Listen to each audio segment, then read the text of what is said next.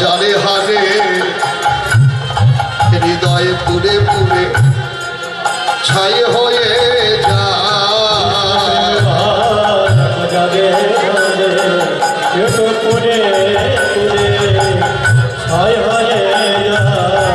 সে তো ঘরে রইতে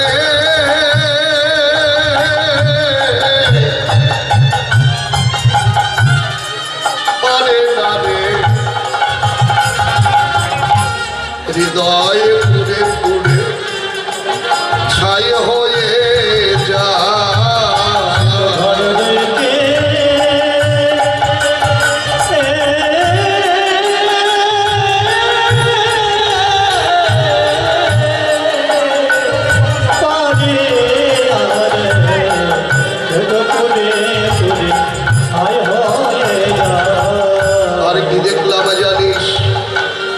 বেঁধেছে বিনোদ চূড়া নবগুণ জারি শিরেতে ময়ূরের পাখা বামে দেহালাইয়া দেখলাম ময়ূর পাখা বামে গেলে ময়ূর পাখা রাধা চরণ পাবে বলে ময়ূর পাখা বামে গেলে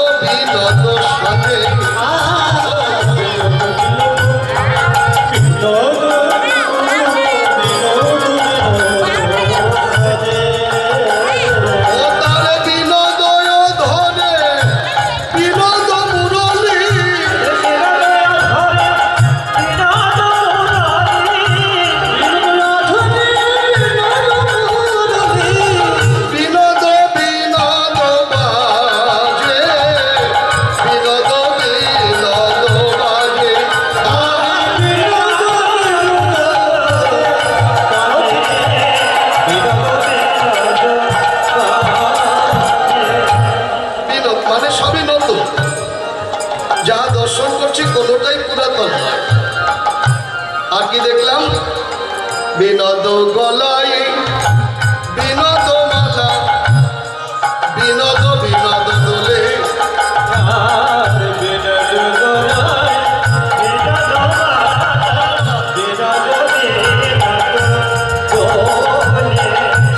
মালা না দোলাতে আপনি দোলে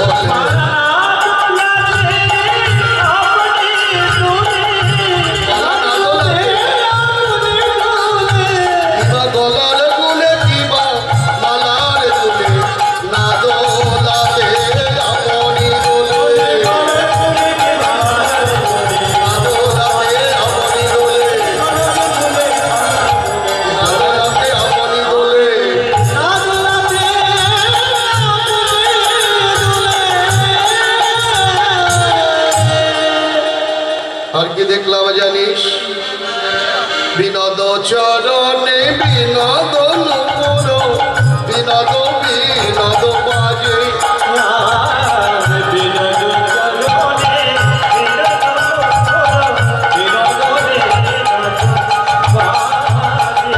নুপুর বাজে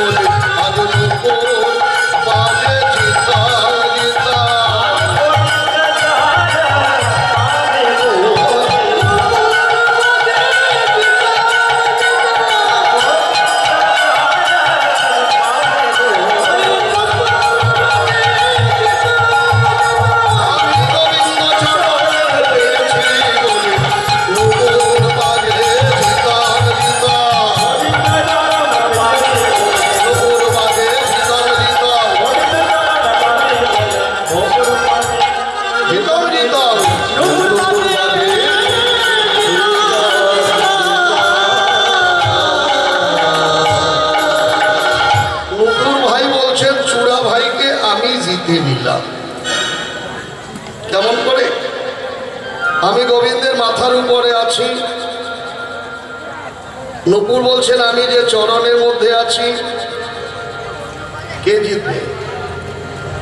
হ্যাঁ, চূড়া নূপুর? এটা তো তোমরা জোর করে বলছো। দুইজনাতে বাহু যুদ্ধ লেগে গেল, একজনা তলায় পড়লো, একজনা উপরে পড়লো। তোমরা কারে জিতাবা? তোমাদেরই তাহলে খেলোয়াড়ের জায়গায় ওই রেফারির ভূমিকাটা তোমাদের দিতে হবে। যে নিচে পড়বে তারে জিতাইয়া দিবা। শুনুন, চূড়া বলছেন আমি জিতে নিলাম, নূপুর বলছেন আমি জিতে নিলাম। নূপুর বলছেন শোন, জোর করে ভগবান পাওয়া যায় না, ভগবানকে পেতে গেলে জোরও করে পেতে হয়। তোর যে অভিমান রে ভাই, এ জোর করে কোনোদিন হবে না। কেন? আচ্ছা, বিশ্বের যত নারী নরে যারা ভগবানকে সেবা করে তারা কি বলে? হে ঠাকুর, অন্তিমকালে যেন তোমার মাথার উপরে চড়ে বসে থাকি। বলে নাকি? বলে না? তাহলে কি বলে? যেন তোমার চরণ পাই। ও মায়েরা, ভক্তি কি কেউ মাথার মধ্যে দেয়? মাথা দেয়? সবাই চরণে দেয়। তাহলে চরণ কত ভাগ্যবান। হরি বল। হ্যাঁ, আসলে চূড়া বুঝতে পারলে তুই বড় ভাগ্যবান। বিশ্ব যার চরণ চাই সেই চরণে তুই নূপুর হয়ে আছিস। চূড়া ভাই বললেন, নূপুর ভাই আমার একটি নিবেদন শোন, আমার ভাগ্যে তো গোবিন্দের চরণ পাওয়া হবে না। গোবিন্দ যেদিন বৃষ্টিতে ভিজবে, বসতে গিয়ে এই যে চূড়ার মধ্যে জল পড়বে, অঙ্গ চুয়ে চুয়ে যখন পড়বে, যদি এদিক সেদিক পড়ে, তুই ধরে নিয়ে গোবিন্দের চরণ সেবায় লাগাইয়ে দিও। হরি বল। গোবিন্দের চরণ আমি তোর গুণে গোবিন্দের চরণ পাবো, এ জন্মে নয় জনমে জনমে, এ জন্মে নয় জনমে জনমে।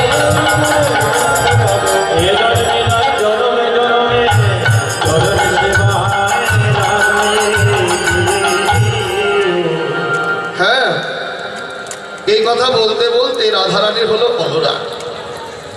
এইবার সখীদের কাছে বলছেন শোন, এতক্ষণ রূপের বর্ণনা শুনলাম, একটু ছোট্ট অনুরাগ করে তারপরেই আপনারা রাসলীলা আস্বাদন করবেন। কারণ আমি ভেবেছিলাম 9টা থেকে 12টাই বুঝি আমার আসর, 9টা থেকে 6টা থেকে 9টা হবে। কোথায়? মালদহ জেলা। গতকাল প্রোগ্রাম করে এখানে চলে এসেছি এই ছোট্ট গাড়ি নিয়ে।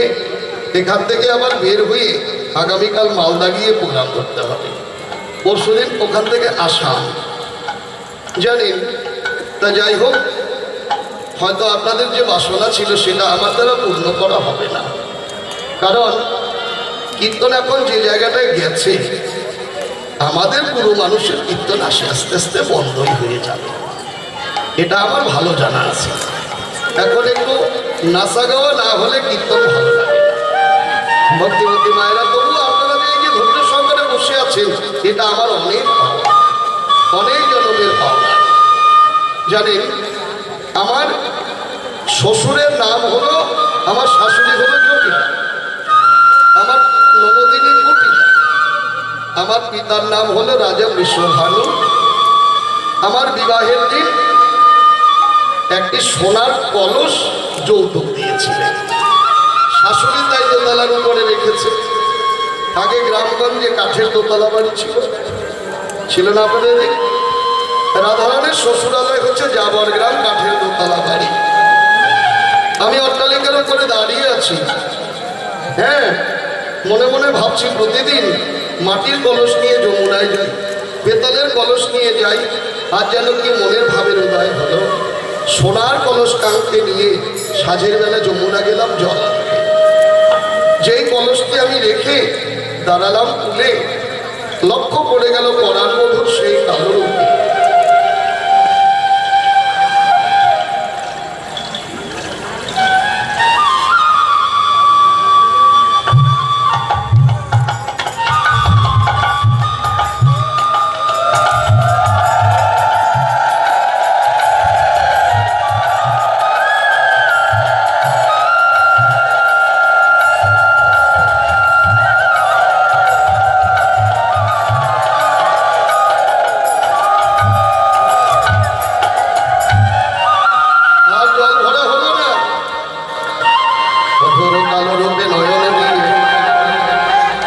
আমার নয়ন জলে কুম্ভ ভরে গেল,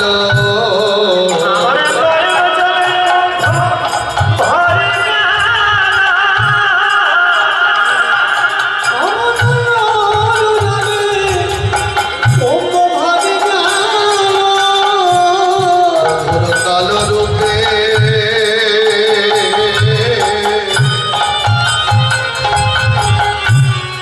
সত্যি নয়ন দিয়ে নয়ন জলে কুম্ভ ভরে গেল।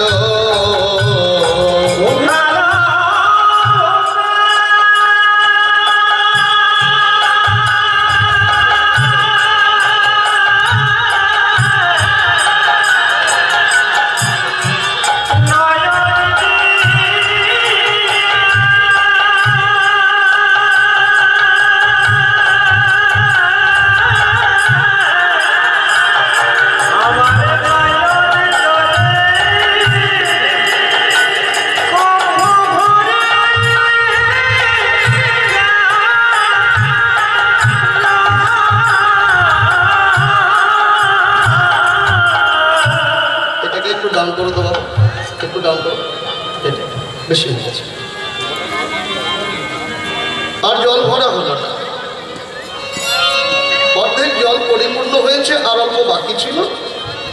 জলটুকু পরিপূর্ণ করবার জন্য আমি যখন যমুনায় গিয়ে নামলাম, তখন যেন অকুল ঢেউ তরঙ্গ লেগে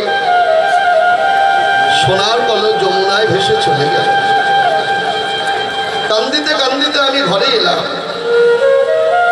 আর হলো না। জানিস, ওই কলসটি পরিপূর্ণ করে তার ভেতরে যে রূপটি দেখলাম, আমি দেখে এলাম তারে রে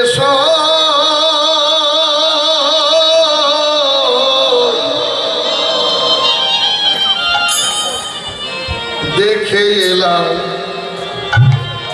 তারে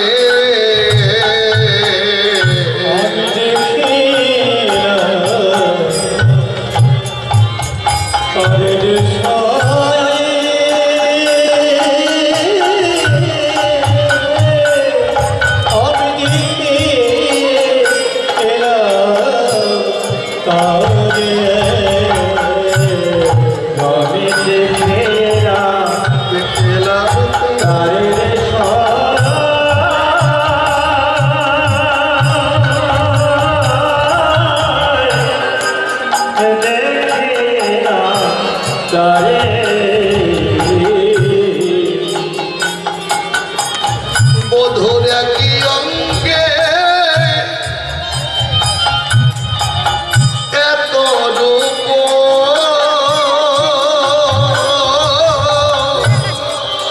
নয়নে না ধরে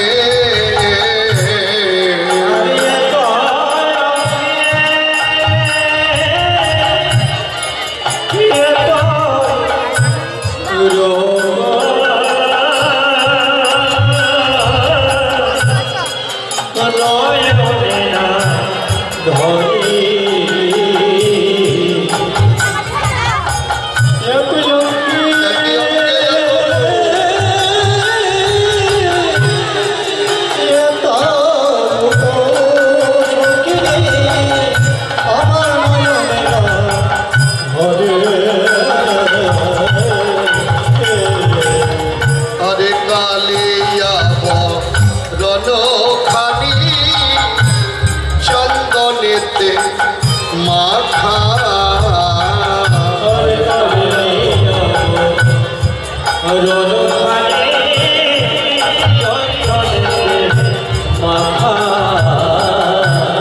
আমার হতে যতগুলো মার নাকি গেল রাখা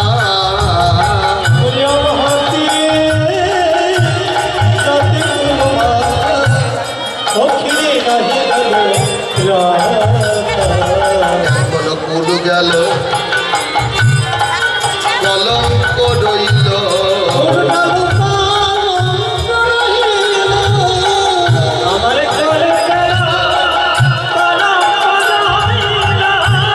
আমি কেন মারুতে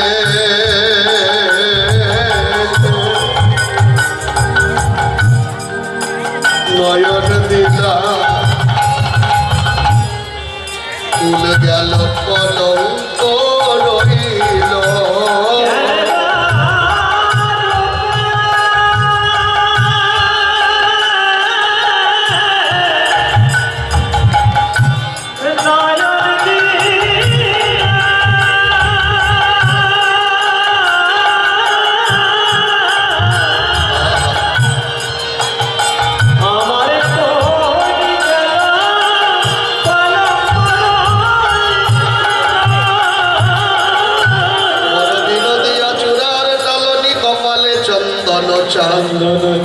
যিনি বিধু বর বদন সুন্দর ভুবন মোহন এখন আমার কি হলো জানিস অল্প সে মন শ্যামল সে জর জর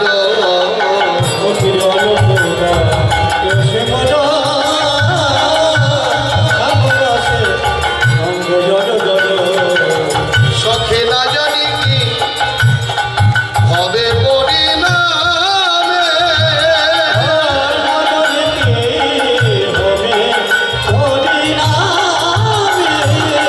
সখে না জানি কি হবে পরিণামে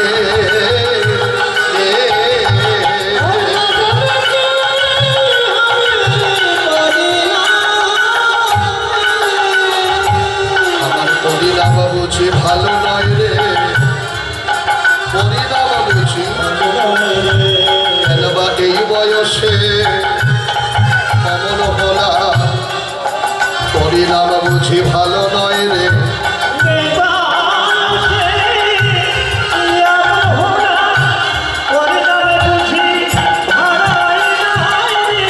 যদি নয়ন বুঝে থাকি অন্তরে গোবিন্দ দেখি নয়নে মেলে দেখি শ্যামরায় তিল তুলসী দিয়া সমর্পণ করি নহিয়া জনমেরই মত রঙ্গা পাই যোগিনী হইয়া যাব শোভনে কুণ্ডল দিব এছাড়া গৃহ পরিহরি কৃষ্ণ নাম লব মুখে জনম গোয়াব সুখে যদু কহে এই বাঞ্ছা করি যাইবার আগে একটি নিবেদন রাখি মহতীয় পরিবাসন কমিটিকে সকলে কিছু না কিছু দান করবেন যাহাই দেবেন হাতে তাহাই যাবে সৃষ্টি দানের সাথে সখী সনে রূপের কথা কইতেছিলাম বসি কেন কালে বৃন্দাবনে বাজলো সবের বাঁশি